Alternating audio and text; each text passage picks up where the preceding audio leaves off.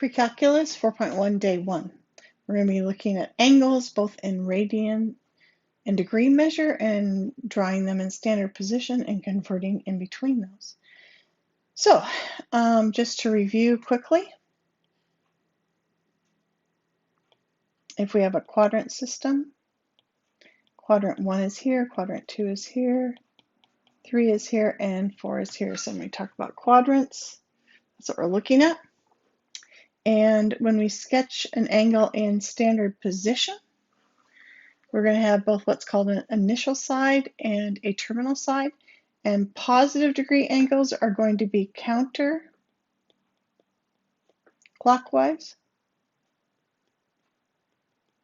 while negative angles are going to be clockwise in direction. And just to review on this, when you have an axial or quadrantal angle, so if we have a circle, anyway, so pretend like that's a nice circle. Anyway, on the positive x angle, there's 0 degrees.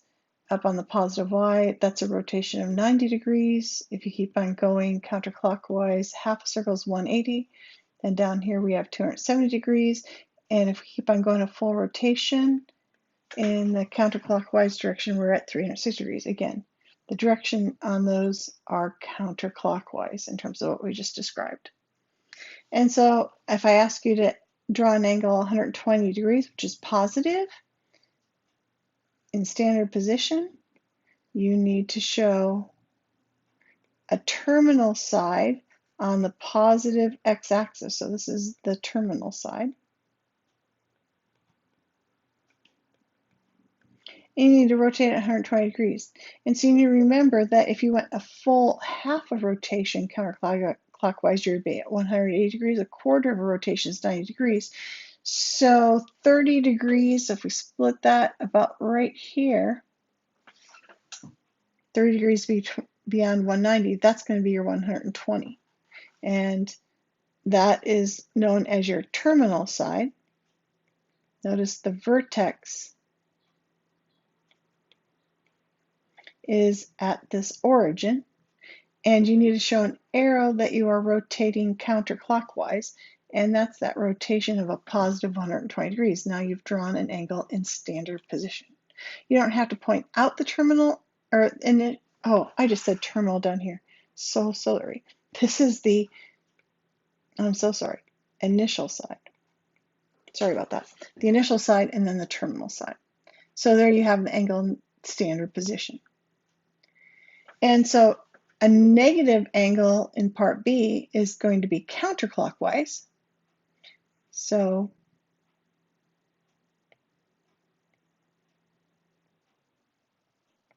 try this again.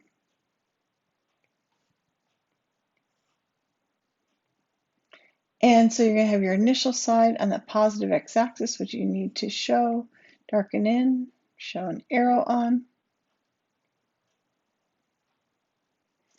And you're going to rotate clockwise 310. So a quarter of the way is going to be a negative 90 degrees. Half the way around the other way is a negative 180. You'd be at negative 270 degrees if you are going around clockwise 3/4 of the way. And 310 degrees is 50 degrees from 360, so it's about right here. But you have to show the arrow indicating that you are rotating that negative 310 degrees. It's not a full rotation of negative 360, it's negative 310 degrees, but it'll end up in the terminal side will be in that quadrant 1. So to state a positive and a negative coterminal angle, they are angles that have the same initial side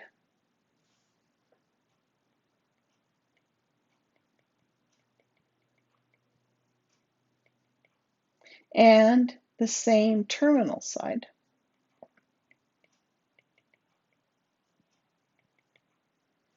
And so if I want a positive angle coterminal to 120 degrees,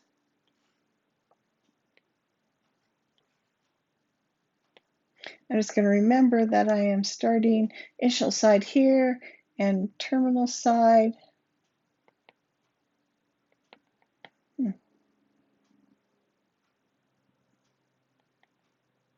about right in here for 120 degrees. That would be the rotation from here to here. To get to the same terminal side and have a positive, what I need to do is start at the same initial side, but go past it and go an additional full rotation. And so what that means numerically is you need to take 120 degrees and add 360 degrees to it to get that same positive coterminal angle, or any multiple of 360. And so that ends up at 480 degrees for a positive coterminal angle. You just keep on adding multiples of 360 until you get a positive value.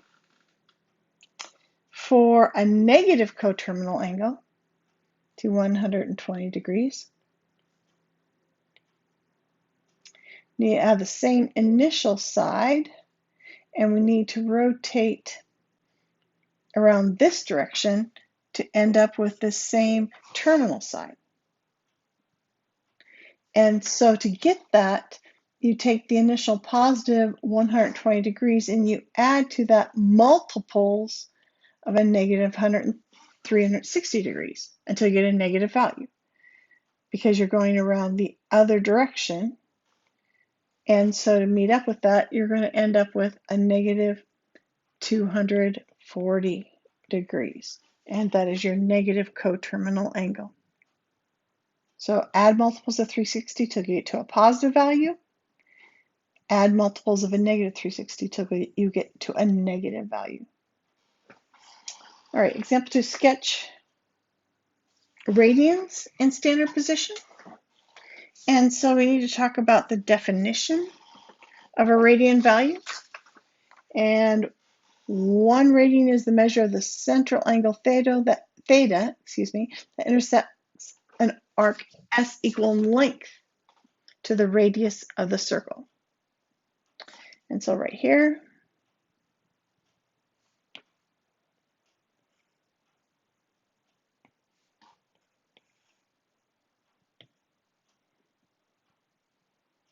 attempt to draw a circle here, quasi circle anyway. So here's my beautiful circle.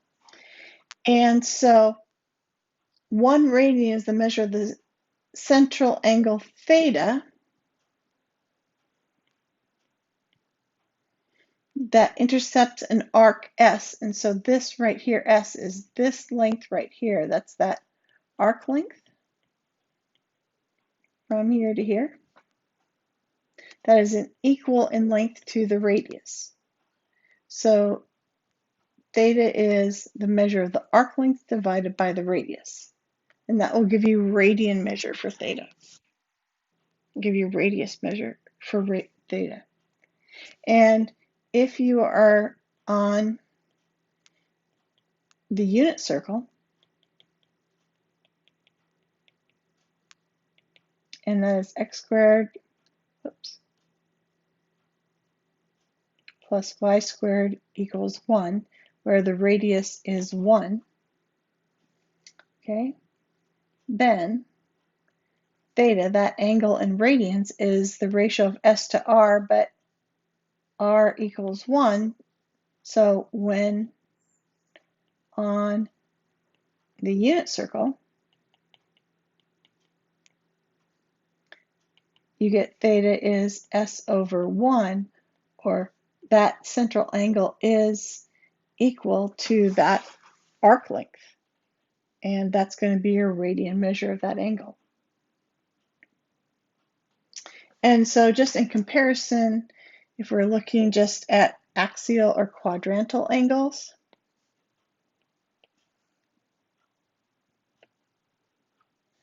and so we have a circle, again, just going to kind of attempt to draw a circle here.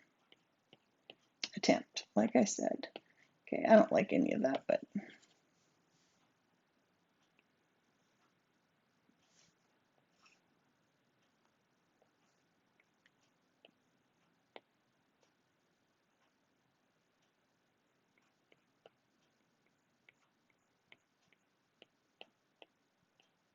okay, so there's my circle.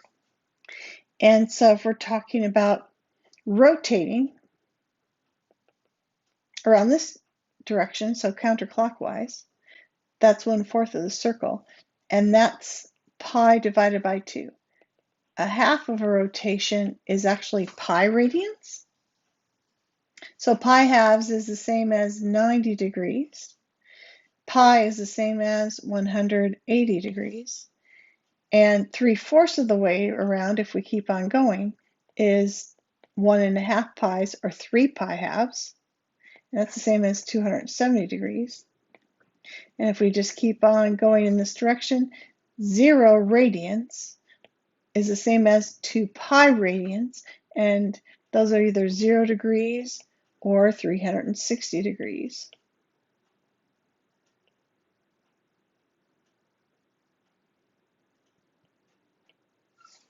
So in radians, 2 pi is a full rotation. Half of a rotation is pi units, and that's, again, since they're positive, we're going counterclockwise in direction. So now, if I want to look at drawing angles in standard position that are in radian values, and in part A I have a 7 pi force, I need to think of this as 1 3/4 pi, which is the same as 1 pi plus an additional 3/4 pi. So we're not at 2 pi in terms of a rotation. It's positive, so we're going counterclockwise. And so we have here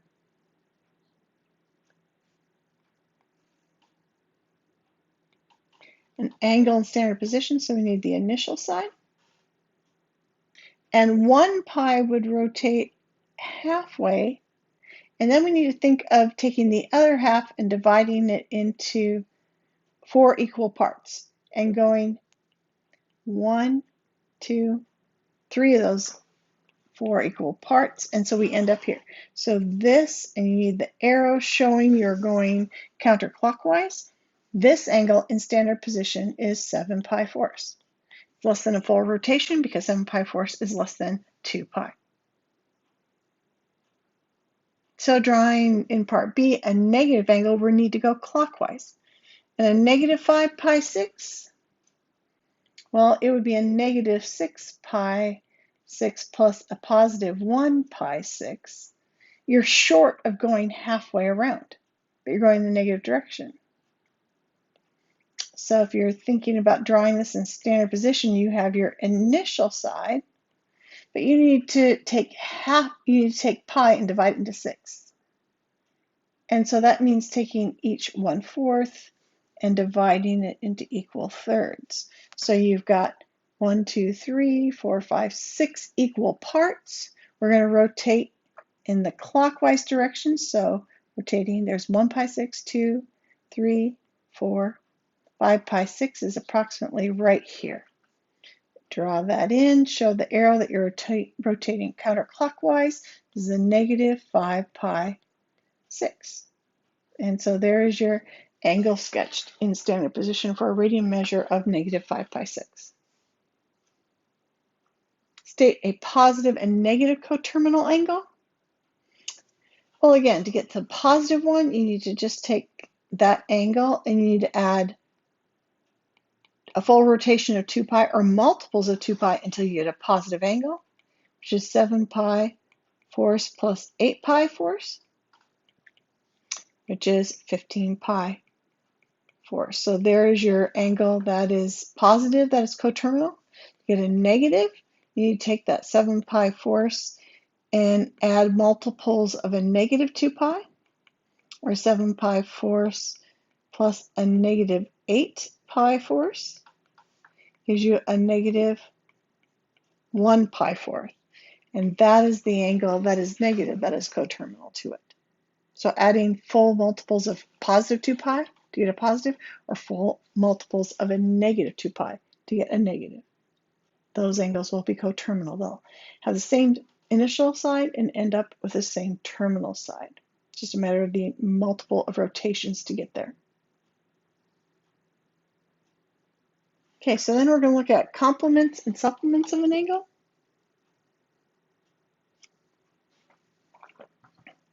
And just to review, complements are angles that add up to 90 degrees. So for the complement of an angle, you need the angles to add up to pi halves, since these are in radians.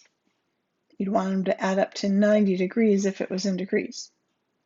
To find the supplement, you want them to add up to pi, excuse me, or if it was in degrees, 180 degrees.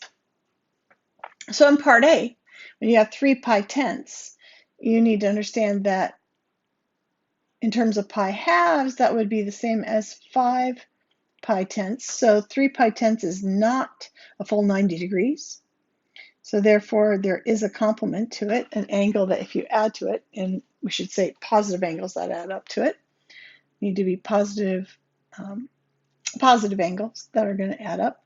And so anyways, for this, we can set up for the complement,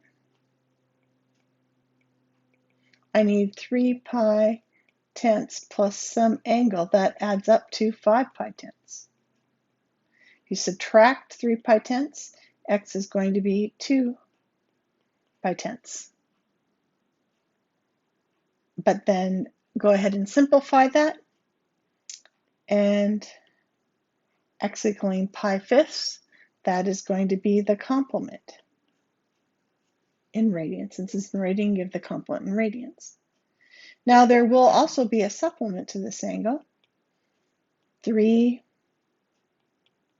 pi tenths plus something that adds up to 180 degrees.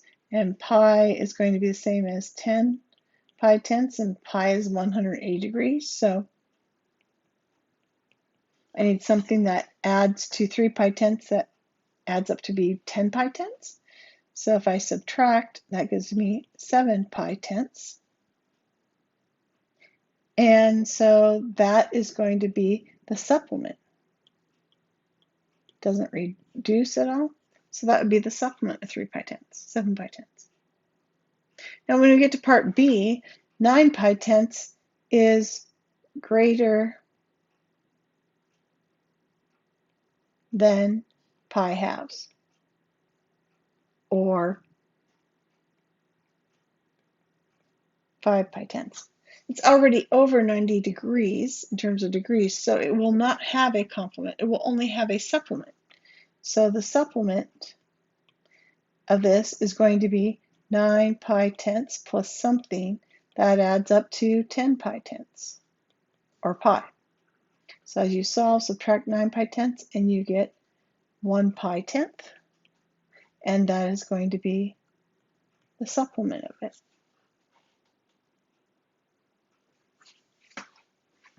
Now moving on, converting between degrees and radians degrees. The circumference of a circle is 2 pi r units. It follows a central angle of 1 full revolution, is that the arc length is 2 pi r. And since the radian measure is the arc length divided by the radius, 2 pi is going to be that full revolution. And so as I look at that, I know 2 pi r is your circumference. But I think about if the radius is 1, then 2 pi would be the full circumference, and that would be the arc length. That equals 360 degrees. So in other words, in a full rotation, we have 2 pi radians, which we'd already kind of alluded to. And if we make that as a ratio, you could divide by 2 and you get pi radians equals 180 degrees. And that's a conversion ratio. And so we can either write it, use it pi radians for 180 degrees, and I use if you want radians as your final answer. Or flip it, and if you want 180 degrees per pi radians, you use if you want,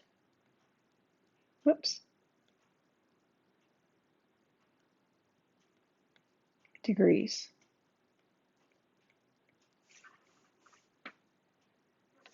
And so right here, I have degrees and I want radians, so I am going to multiply 30 degrees by pi radians per 180 degrees. And the degrees cancel, and 30 goes into 180 6 times.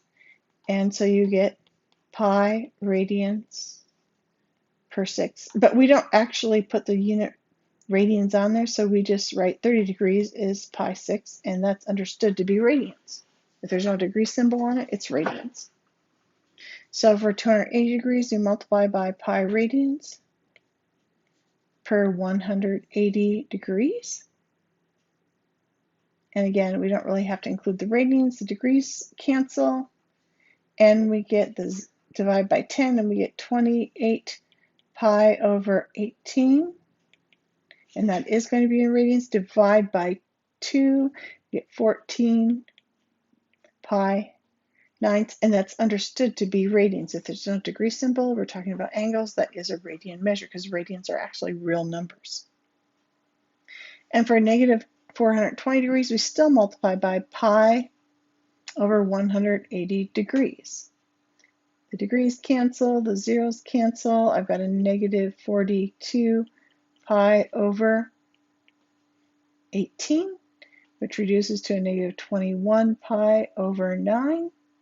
Still divide by 3, and we get a negative 7 pi thirds, and that's understood to be radians. So when you're doing these, start with the original value, show work to get to your final answer. Show how you're reducing and simplifying those. To get degrees, these are radians, so I need degrees in the numerator and radians in the denominator. Again, we don't really need to show the radian units, I just need 180 degrees over pi.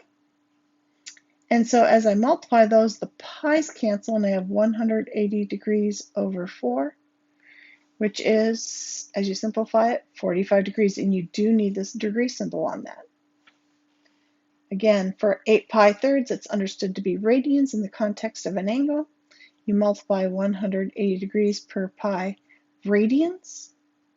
The pi's cancel, so I have 8 times 180 degrees over 3, but 3 goes into 180 60 times. And as you multiply that, you get 480, and you need the degree symbol on that. So 8 pi thirds, which is more than a full rotation. 6 pi thirds would be a full rotation, so the fact that it's over 360 makes sense. It's 480 degrees. And then for 3, that is understood, since there's no degree sign, that is radians. And so to convert it, I need to use 180 degrees over pi radians. Again, we didn't have those words on it, but that's what it's understood to be. And as you multiply that, think of that as over 1, you get 3 times 180 degrees over 1 times pi is pi. And you get 540 degrees over pi. And that's good as your answer. Remember, that would be the same as 540 divided by pi with the degrees on the outside. There you have it.